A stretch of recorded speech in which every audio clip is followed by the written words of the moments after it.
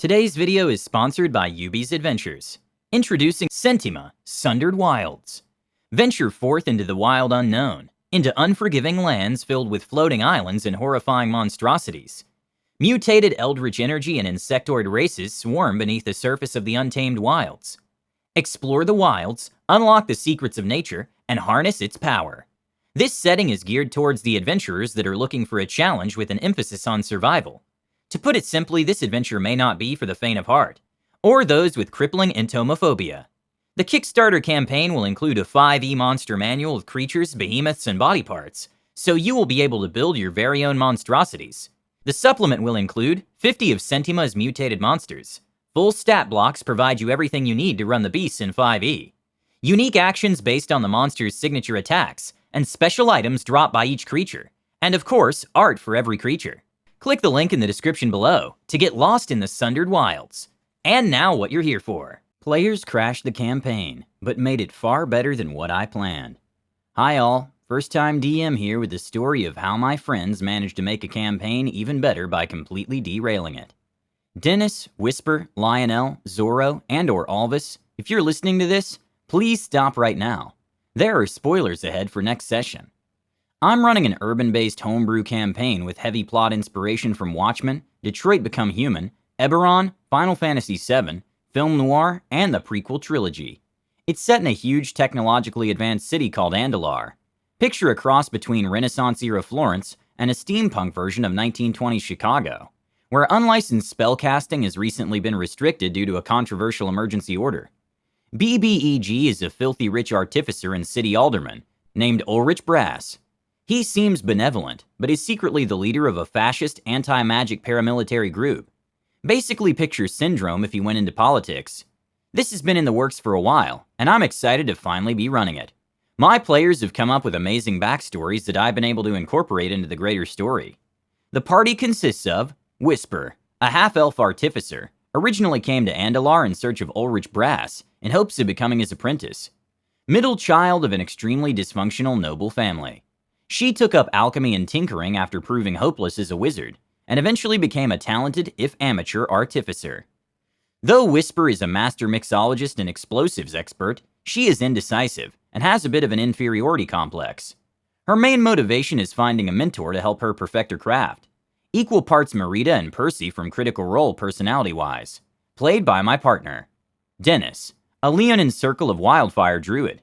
Originally came to Andalar in search of a noteworthy druid monastery and botanical garden based there, where he seeks access to the druid's library so he can further his research into wildfire magic. Used to be afraid of fire due to an incident in his childhood, but his fear turned into a fascination with the role fire plays in nature.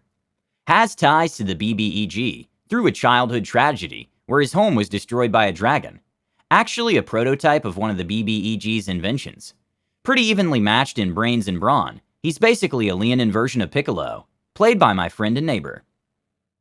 Lionel, a vain human bard mutated by a Beauty and the Beast style curse that can only be broken when he shuns the spotlight and learns to steal the show from behind the scenes, while the band plays on without him.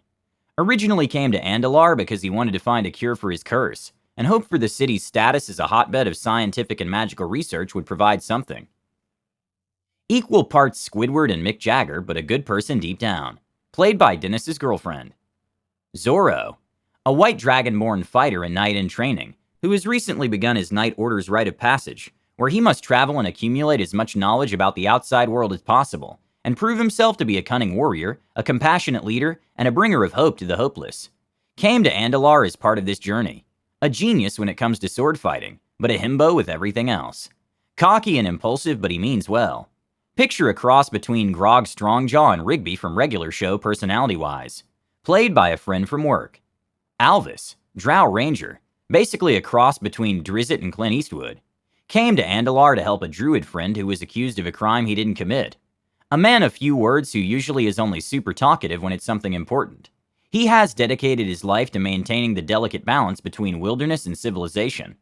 Currently, he is a part of a Witcher-type group that guards Andalar from beasts that emerge from the nearby forests, but also protects the forest from overdevelopment by humans. Played by Dennis's best friend. What I had planned.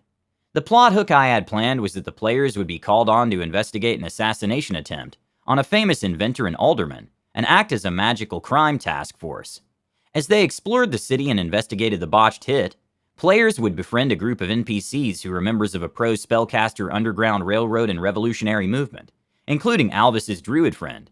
They would also stumble upon an anti-magic conspiracy involving the city's Biomancer Guild, several missing person cases involving spellcasters, and magical disasters and terrorist attacks being staged by the BBEG, so he could swoop in and play the hero. Eventually, they'd have to decide to either trust the revolutionaries and throw their lots in with them, or bring them to heel. I had set up an encounter where the players were able to meet two of the NPCs.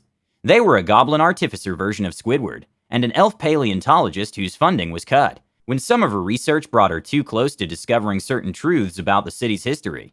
If they had talked to the NPCs, they would learn about the missing persons cases, the emergency bill, and an attack on the city's botanical garden that has ties to the BBEG.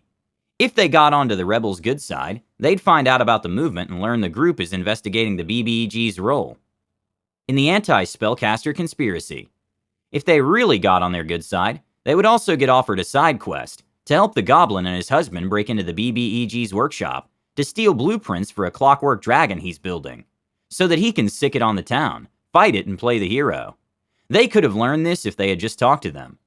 Learning about the assassination attempt plot hook could have been done by talking to literally anyone else in the bar. Started with the typical meet in a tavern intro just outside the city, where two of the revolutionary NPCs sat at the bar, discussing the prototype for a mysterious invention. Actually a flying machine that the goblin was working on. There were 3 orcs and a group of City Watch members in the tavern as well. I expected them to try and make small talk with the revolutionaries, especially given the fact that I described them in more detail than the rest of the NPCs. When it was time for the news of the assassination attempt to break, toward the end of first session, after they'd had time to do a bit of role-playing with the revolutionaries, the rebels would encourage them to offer their services as protection for the BBEG, to gather intel on him, and use investigating the assassination attempt as a cover story. We all went in with the understanding that this would be a role-play heavy campaign, and that I'd allow shenanigans as long as they were cool and didn't ruin anyone else's fun. Little did I know what they had in store. What actually happened? Oh, good role-playing and shenanigans happened, alright. They got really into character, and the chemistry between all the players was great, but they were so engrossed in talking to each other in character that they didn't bother interacting with any of the other NPCs. The revolutionaries attracted the party's attention, but for entirely the wrong reasons. Given the fact that the NPCs were on edge due to the presence of the City Watch Knights, the players found them cagey and incredibly suspicious. After some role-playing amongst themselves, they all decided to follow and interrogate the rebels. Zorro and Dennis decided that the best way to do this was to trick the bar patrons into starting a bar fight with each other, thus using the ensuing chaos to distract the City Watch Knights, so they could go after the rebels unnoticed. I end up panicking as I realize I'm probably going to have to scrap most of my ideas for the night and improvise a bit. But I see the potential for something cool to happen, so I roll with it. Dennis casts Create Bonfire underneath the orcs' table, and causes their table to light on fire. He then sends his pet alligator to sneak under the tables, and stealthily nip at other patrons' ankles. Lionel decides to persuade the orcs that one of the other patrons lit it on fire, with their mind, and the patrons that the orcs are somehow responsible for the patrons' bites. An argument ensues, and eventually comes to a crescendo, and though no hands have been thrown yet, the tension can be cut with a knife. But instead it's cut when Whisper succeeds on a stealth check to sneak behind the bar and throw a Molotov cocktail towards the City Watch Knights. Alvis persuades them the orcs threw it, and as the arguing in the tavern comes to a head, Zorro decks the leader of the orc gang over the head with a beer stein. For a split second there's total silence. The biggest orc initiates combat. Initiative is rolled. Dropkick Murphys begin to fade in on our Bluetooth speaker, and a round of combat ensues, where Dennis and the orc leader both get their asses handed to them. Eventually this escalates into a full-on tavern brawl. During the ensuing chaos, Alvis rolls a 20 on a sleight of hand check against the orc leader's passive perception, and manages to steal his wallet. During the brawl, the rebels manage to sneak out, and the players take off after them. Session 1 ends here. I did not plan for any of this at all. However, I have plans for how I'm going to make this work. How this turned out to be a good thing. The players have stolen an orc's wallet, have drawn the attention of the City Watch due to unlicensed spellcasting, and don't trust the NPCs I expected them to trust. Completely missed several because of it. There's so much I can do with this. Thank God they did, because what they left me with was even better.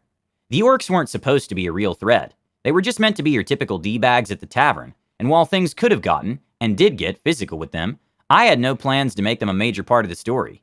However, the minute Alvis pickpocketed their leader, I knew I had to fit them in somehow. Thus, the 3 orcs have gone from being glorified set pieces to a trio of orc mob boss brothers. The one whose wallet Alvis stole was their leader. I can't wait to see their faces next session, when they realize that they stole a wallet from the orc equivalent of Sonny Corleone. And the wallet was a gift from his father. For the sake of incorporating them into the story effectively, I've decided that the BBEG has the orcs on his payroll to cause havoc and give him a justification for escalating some of his more authoritarian rhetoric. For lore reasons, they're currently in the middle of a brutal gang war with a tiefling crime family. Thus, they wouldn't take too kindly to anything being stolen from them. Like, oh, I don't know, a wallet? The orcs are currently feeling invincible because their gang has just pulled off a lucrative airship heist. The crown jewel of their haul is a stolen crate of blank spellcaster licenses, which are worth a fortune on the black market. Meanwhile, the players can't go to the City Watch for help, because of their role in starting the bar fight. I'm hoping to use the crate of spellcaster licenses as a plot device, and way to give my players some no country for old men situation to get out of, which will hopefully overlap with the intrigue and anti-magic conspiracy I had originally planned at some point. For the sake of tying this back to the main story, I created a tiefling mob boss NPC, who's aiding the revolutionaries. Either he's gonna hire them to retrieve the crate of spellcaster licenses, so the rebels can distribute them for free, or they'll end up in a situation where they find the crate somehow. It depends on what they choose to do. However, knowing my friends, it might end up more like Dumb and Dumber than No Country. At any rate, their chaotic, stupid antics allowed me to set up a much better hook that still ties in with my original story, while being a better fit for the kind of fantasy noir vibe I was going for. Either way, it's a great privilege to be this group's DM, and they've been a blast to play with. As a DM, their shenanigans are the best I could ever ask for, because they would not be in this situation if things had gone according to plan. Turns out thinking up consequences for other people's actions can be fun. This is absolutely how you DM. Integrating new plot devices in response to your players' actions is such a wonderful and beautiful thing. This is how your players shape the world they interact with. Share your stories of quick-thinking DMing in response to your players. Don't forget to subscribe to our channel, All Things D&D. Stay tuned for more amazing Dungeons & Dragons content.